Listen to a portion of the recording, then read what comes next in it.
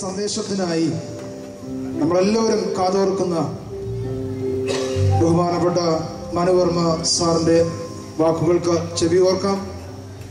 ആത്മാർത്ഥമായ വാക്കുകൾ കൊണ്ട് നമ്മെ അനുഗ്രഹിക്കുവാൻ ജഗദീശ്വരൻ അദ്ദേഹത്തെ സംഗതിയാക്കട്ടെ എന്ന് പ്രത്യേകമായിട്ട് പ്രാർത്ഥിക്കുന്നു.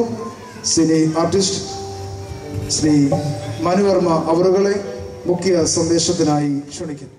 ബഹുമാനപ്പെട്ട അധ്യക്ഷൻ ഗീവർഗീസ് അച്ഛൻ, ഉദ്ഘാടകൻ നമ്മുടെ ബഹുമാനപ്പെട്ട കേന്ദ്ര സഹമന്ത്രി ശ്രീ കൊടിക്കുന്നിൽ സുരേഷ്, വേദിയിലും സരസിലും ഇരിക്കുന്ന വിശിഷ്ടാതിഥികളെ,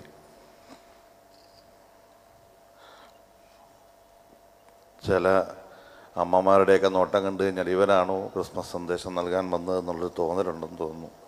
കാരണം ഞാനിപ്പോൾ അഭിനയിച്ചുകൊണ്ടിരിക്കുന്ന സീരിയൽ കണ്ടാൽ എന്നെ തല്ലിക്കൊല്ലാനേ തോന്നുള്ളൂ. അതൊന്നുമല്ല, വളരെ പാവമാണ്. അഭിനയം വയറ്റിപ്പഴപ്പായതുകൊണ്ട് അവർ പറയുന്നതെല്ലാം ചെയ്യുന്നെന്ന് മാത്രമേ ഉള്ളൂ.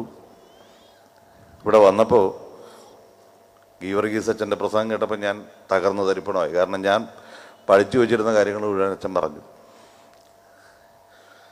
പിന്നെ ഞാൻ ജനിച്ചു വളർന്നതും ഒക്കെ കോൺവെൻറ്റുകളിലാണ്, പഠിച്ചതും എല്ലാം കോൺവെൻറ്റുകളിലാണ്.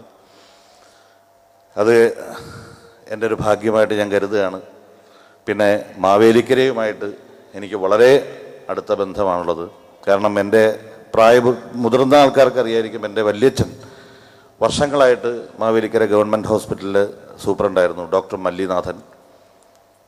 പിന്നെ എൻ്റെ സഹോദര തുല്യരായിട്ടുള്ള ഒരുപാട് ആൾക്കാർ, ഇപ്പോൾ എന്നെ ഈ ഫംഗ്ഷന് ക്ഷണിച്ച അനി വർഗീസ്, ബിബിൻ, പിന്നെ എൻ്റെ സഹോദരന്മാർ അനി, പല്ലാരിമംഗലം, നമ്മുടെ സഹോദരനെ പോലെ ഞാൻ സ്നേഹിക്കുകയും ബഹുമാനിക്കുകയും ചെയ്യുന്ന കല്ലുമല രാജണ്ണൻ, ബിജോ, അങ്ങനെ ഒരുപാട് പേരുണ്ട്. അപ്പോൾ ഞാൻ മാവേലിക്കരയുമായിട്ട് നിരന്തരം സമ്പർക്കം പുലർത്തിക്കൊണ്ടിരിക്കുന്ന ആളാണ്. അതുകൊണ്ട് എനിക്കൊരു അന്യ സ്ഥലത്ത് വന്ന ഒരു വിഷമം അല്ലെങ്കിൽ ഒരു എന്താ പറയുക, ഒരു ഭയം ഇല്ല. അതുകൊണ്ടാണ് ഞാൻ ഇത്രയൊക്കെ തമാശ പറഞ്ഞു കേട്ടോ, അല്ലെങ്കിൽ ധൈര്യമായിട്ട് ഇങ്ങനെയൊന്നും പറയില്ല. അപ്പോൾ ക്രിസ്തുമസ് സന്ദേശം തരാനാണ് എൻ്റെ നിയോഗം.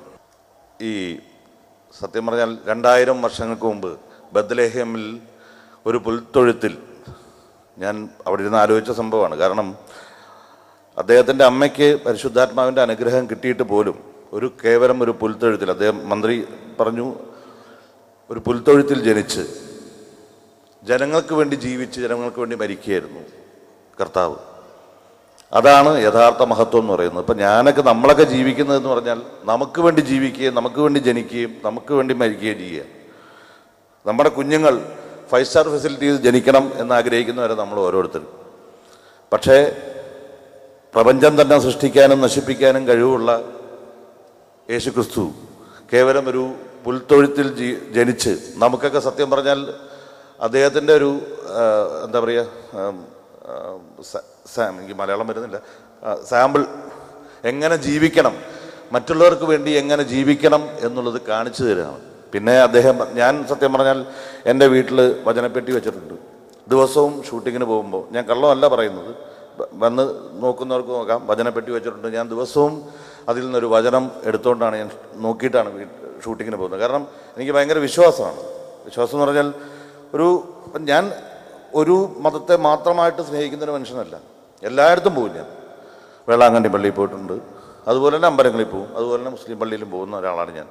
എല്ലാം ഒന്നാണ് എന്ന് വിശ്വസിക്കുന്ന ഒരു ശക്തിയാണല്ല, നമ്മൾ ഇതിൽ കാണുന്നു എന്ന് മാത്രമേ ഉള്ളൂ.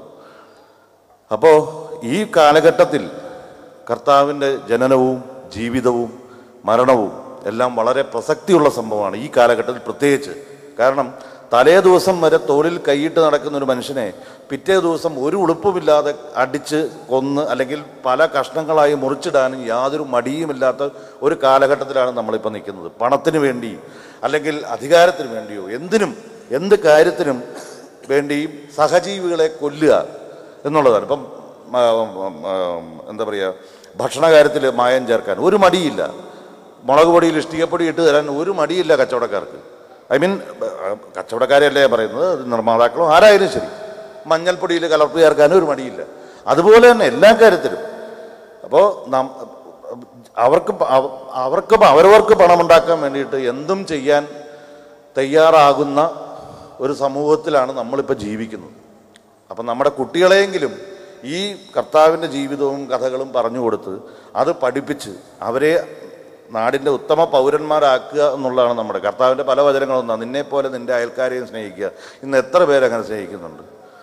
നമ്മൾ തമ്മിൽ മനസ്സിൽ സ്വയം ഒന്ന് ആലോചിച്ച് നോക്കിയാൽ രാവിലെ എണീറ്റ് പറഞ്ഞാൽ അവനെ എന്ത് സംഭവിച്ചു എന്ന് നോക്കിക്കൊണ്ടിരിക്കുകയായിരിക്കും നമ്മൾ. അപ്പോൾ അതല്ലാതെ കർത്താവിൻ്റെ വചനം അതേപോലെ പ്രാവർത്തികമാക്കുക. ഇപ്പം എനിക്ക് പോലും ശരിക്കും പറഞ്ഞാൽ അതേപോലെ പ്രാവർത്തികമാക്കുക എന്നുള്ളത് അസാധ്യമായ കാര്യമാണ്. പിന്നെ ഞാൻ നിങ്ങളെ സ്നേഹിച്ചതുപോലെ നിങ്ങൾ നിങ്ങളുടെ ശത്രുക്കളെയും സ്നേഹിക്കുക എന്നൊക്കെ പറയുന്നത് അങ്ങനെ വന്നു കഴിഞ്ഞാൽ നമ്മുടെ നാടിൻ്റെ അല്ലെങ്കിൽ നമ്മുടെ ലോകത്തിൻ്റെ അവസ്ഥ എന്തായിരിക്കും ഒന്ന് ആലോചിച്ച് നോക്കി. നമ്മളും പാകിസ്ഥാൻകാരും തോളത്ത് കൈയിട്ടുകൊണ്ട് നടക്കുന്നൊരവസ്ഥ ഒന്ന് ആലോചിച്ച് നോക്കും. അപ്പോൾ എന്ത് സുഖമായിരിക്കും അത്. ഈ ദിവസവും ഏത് മിസൈലാണെന്ന് വന്ന് വീഴുക എന്നുള്ളത് നമ്മൾ ആലോചിക്കാതെ രാവിലെ സ്വസ്ഥമായിട്ട് മനസ്സമാധാനത്തോടെ ഉണരുക. ഇതിപ്പോൾ നമ്മൾ സത്യം പറഞ്ഞാൽ നമ്മൾ ചെയ്യുന്ന പ്രവർത്തികളുടെ ഒരു കുറ്റബോധമാണ് ഇന്നലെ വരെ ഉണ്ടായിരുന്ന ലോകാവസാന ചിന്ത.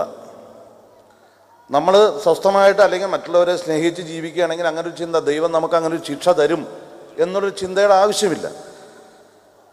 ഇന്നലെ വരെ സത്യം പറഞ്ഞാൽ എൻ്റെ വീട്ടിലായാലും എല്ലാവരും ചിന്തിച്ചുകൊണ്ടിരുന്നത് ലോകാവസാനമായിരിക്കും എന്നാണ്. അത് എന്തുകൊണ്ടാണ്? നമ്മൾ ചെയ്യുന്ന പ്രവൃത്തികളുടെ കുറ്റബോധമാണ്. അപ്പോൾ അതൊന്നുമില്ലാതെ നമ്മളെല്ലാവരെയും സ്നേഹിക്കുക. രാഷ്ട്രീയപരമായിട്ടോ മതപരമായിട്ടോ വ്യക്തിപരമായിട്ടോ ഉള്ള യാതൊരു ശത്രുതയും ഇല്ലാതെ എല്ലാവരും പരസ്പരം സ്നേഹിക്കുന്നൊരവസ്ഥ വന്നാൽ അതെങ്ങനെയായിരിക്കും എന്നൊരു നിമിഷം ചിന്തിക്കുക. അപ്പോൾ കർത്താവ് നമ്മളെ പഠിപ്പിച്ചു തന്നത് എന്താ? സ്നേഹിക്കാൻ മാത്രം. ലോകത്തെ സ്നേഹത്തിൻ്റെ ആഴം പഠിപ്പിച്ച വ്യക്തിയാണ് യേശുക്രിസ്തു. അപ്പം അദ്ദേഹത്തിൻ്റെ ജീവിതം കൊണ്ട് തന്നെ അദ്ദേഹം സ്നേഹിച്ചതാരെയാണ്? രോഗപീഡിതരെയാണ് കൂടുതൽ സ്നേഹിച്ചത്, അല്ലെങ്കിൽ നിസ്സഹായരെയാണ് കൂടുതൽ സ്നേഹിച്ചത്, അല്ലെങ്കിൽ പണമുള്ളവൻ്റെ അടുത്ത് കൂടുതൽ അനുഭാവം കാണിക്കുകയല്ല ചെയ്തത്.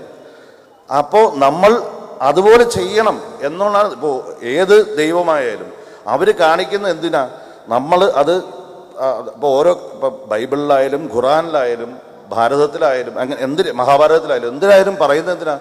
ഈ ഓരോന്നും കൊടുത്തിരിക്കുന്നത് നമ്മൾ അതനുസരിച്ച് ജീവിക്കണം എന്നുള്ളതുകൊണ്ടാണ്. ഇപ്പോൾ മഹാഭാരതത്തിലെ കുരുക്ഷേത്ര യുദ്ധം പറയുന്നുണ്ട്.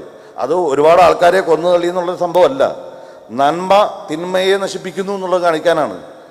ശ്രീകൃഷ്ണൻ 16,008 ഭാര്യമാരെ വെച്ച് സൂചിക്കാൻ ഉള്ള സംഭവമല്ല, നമ്മുടെ ശരീരത്തിലെ ഓരോ നാഡീവ്യൂഹത്തിനെയാണ് പറയുന്നത്. അപ്പോൾ ഓരോന്നും മനസ്സിലാക്കേണ്ട ഒരു വിധത്തിൽ മനസ്സിലാക്കി നമ്മൾ ജീവിക്കുക എന്നുള്ളതാണ്. അപ്പോൾ കർത്താവിനെ പോലെ ത്യാഗശീലരും ദാനശീലരും ഇല്ലാത്തവന് കൊടുക്കുക. ഇതിപ്പോൾ ഞാനിപ്പോൾ ചോദിക്കുന്നൊരു നമ്മൾ ഒരാൾ ഒരു കടമായിട്ട് അവൻ്റെ വീട്ടിലെന്തെങ്കിലും പട്ടിണി മാറ്റാനോ അല്ലെങ്കിൽ കല്യാണത്തിനോ എന്തെങ്കിലും പണം ചോദിച്ചാൽ കടമായിട്ട് കൊടുക്കാൻ നമ്മൾ പലരും മടിക്കും. പക്ഷേ നമ്മുടെ വീട്ടിലൊരു ദിവസത്തെ ആർഭാടത്തിന് നമ്മൾ എത്ര രൂപ ചിലവാക്കും? അതിന് കൈയും കണക്കുണ്ടോ? എന്തും വേണമെങ്കിൽ ചിലവാക്കും. അപ്പോൾ ഒരു മനസ്ഥിതി,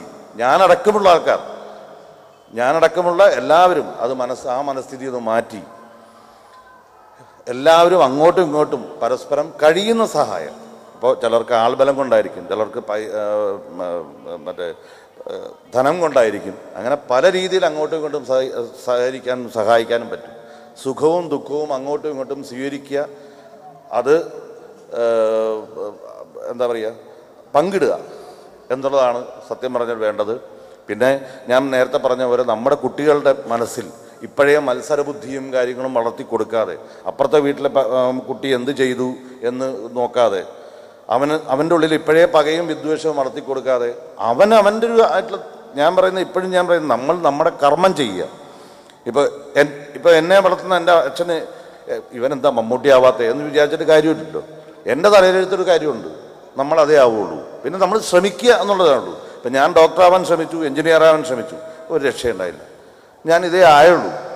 അപ്പോൾ നമ്മളെല്ലാവരും ഡോക്ടറോ എഞ്ചിനീയറോ ആവാൻ ശ്രമിക്കാതെ നമ്മുടെ മക്കളെ സ്നേഹവും കാരുണ്യവും മനസ്സിൽ വളർത്തി മറ്റുള്ളവരെ സ്നേഹിക്കാനും ബഹുമാനിക്കാനും പഠിപ്പിക്കുക, സമൂഹത്തിനെ സ്നേഹിക്കാൻ പഠിപ്പിക്കുക എന്നുള്ളതാണ്. ഇപ്പോഴേ അവൻ്റെ മനസ്സിൽ വിരോധവും വിദ്വേഷവും വളർത്താതെ എല്ലാ മനുഷ്യരും ഈശ്വരൻ്റെ സൃഷ്ടികളാണ്. ദൈവം സ്നേഹമാകുന്നു എന്ന് പറയുന്നത് എന്തുകൊണ്ടാണ്? സ്നേഹം ബാക്കിയുള്ളവരെ എല്ലാം, സഹജീവികളെ എല്ലാം സ്നേഹിക്കാൻ പറ്റും എന്ന് നമുക്ക് ഉറപ്പുണ്ടെങ്കിൽ, നമ്മൾ സ്നേഹിക്കുന്നുണ്ടെങ്കിൽ ആ ഈശ്വരൻ നമ്മൾ തന്നെ ആവും. 100% ഉറപ്പാണ്. അപ്പോൾ എല്ലാവരെയും സ്നേഹിക്കുക, എല്ലാവരിലും ഈശ്വരൻ നിറയട്ടെ, എല്ലാവർക്കും എന്താ പറയുക, ഒരു വളരെ സമൃദ്ധമായിട്ടുള്ള ഐശ്വര്യമായിട്ടുള്ള ഈശ്വരാനുഗ്രഹ പ്രധാനമായിട്ടുള്ളൊരു ക്രിസ്മസ് പ്രദാനം ചെയ്യുന്നു. അതുപോലെ തന്നെ വളരെ മംഗളകരമായിട്ടുള്ള ഒരു പുതുവത്സരം ആശംസിക്കുന്നു. എന്നെ ഈ നിയോഗത്തിന് ഇവിടെ ക്ഷണിച്ച ഈ യുവജന പ്രസ്ഥാനത്തിൻ്റെ എല്ലാ ഭാരവാഹികൾക്കും 100,000 നന്ദി രേഖപ്പെടുത്തുന്നു. അതുപോലെ തന്നെ നിങ്ങളുടെ എല്ലാം പ്രാർത്ഥന എനിക്കും എന്നും ഉണ്ടാവണേ എന്ന് പ്രാർത്ഥിച്ചുകൊണ്ട് നിർത്തുന്നു. നന്ദി, നമസ്കാരം.